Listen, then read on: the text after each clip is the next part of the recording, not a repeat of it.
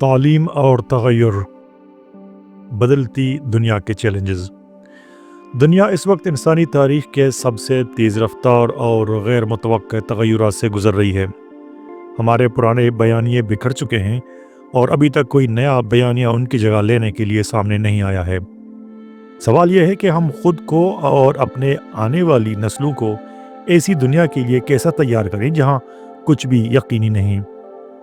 آج پیدا ہونے والا ایک بچہ سن 2050 میں ایک بالغ شہری ہوگا اور ممکن ہے کہ 2100 تک زندہ رہے، لیکن سوال یہ ہے کہ ہم آج اسے کیا سکھائیں کہ وہ آنے والی دنیا میں نہ صرف زندہ رہے بلکہ پلے پولے بھی۔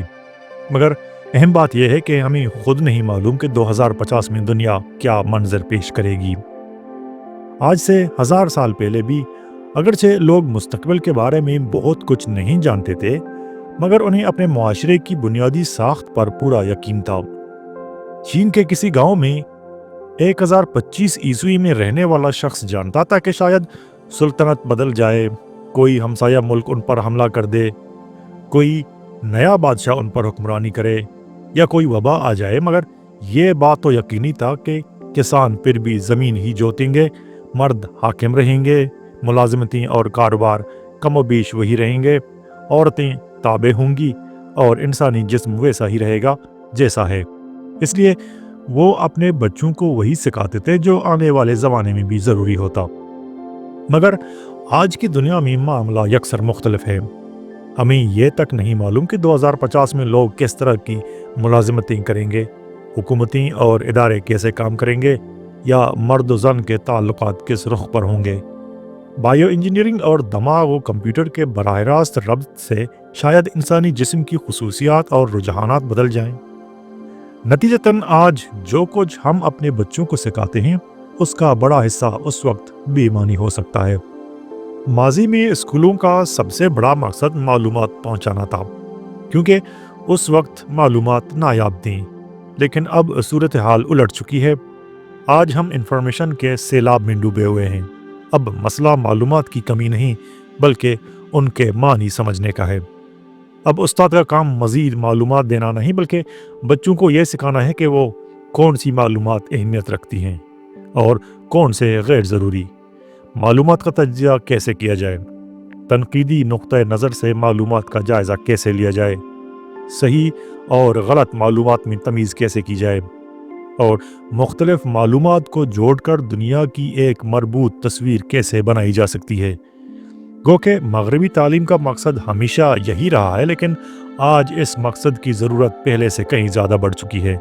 اگر ہم نے دنیا کو سمجھنے کا جامع نظریہ پیدا نہ کیا تو مستقبل کے فیصلے بنا سمت کے کیے جائیں گے اور انہی فیصلوں سے زندگی کا مستقبل متعین ہوگا۔ بدلتے زمانے کے تقاضے، تعلیم، مہارت اور شناخت کا بحران۔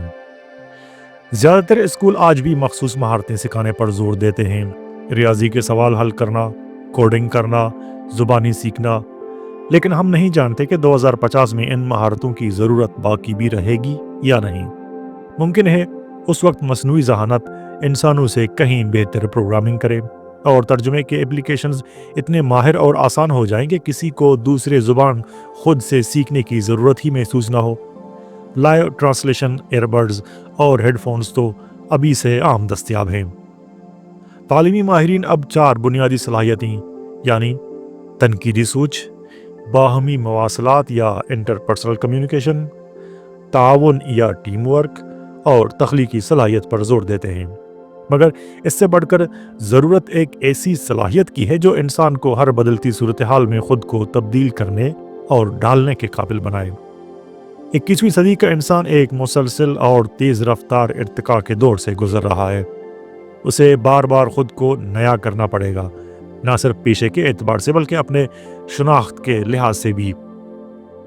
زندگی کے روایتی 2 حصے، تعلیم اور کام، اب اپنی ترتیب کھو چکے ہیں۔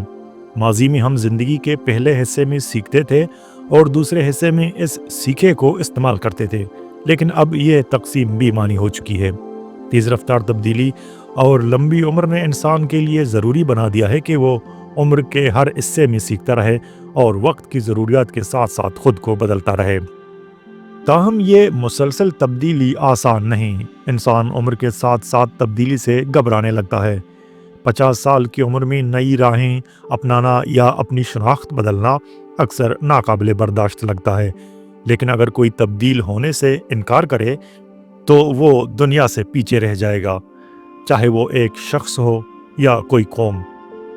21ویں صدی کا انسان صرف معیشت میں نہیں بلکہ انسان ہونے کے مفہوم میں بھی ایک نئے دور میں داخل ہو رہا ہے۔ اس لیے اس کے لیے سب سے بڑی مہارت یہی ہوگی کہ وہ نامعلوم کو گلے لگائے، مسلسل سیکھتا رہے اور جذباتی توازن برقرار رکھے۔ انسانی ذہن کی ہیکنگ، ٹیکنالوجی اور خود شناسی کی جنگ۔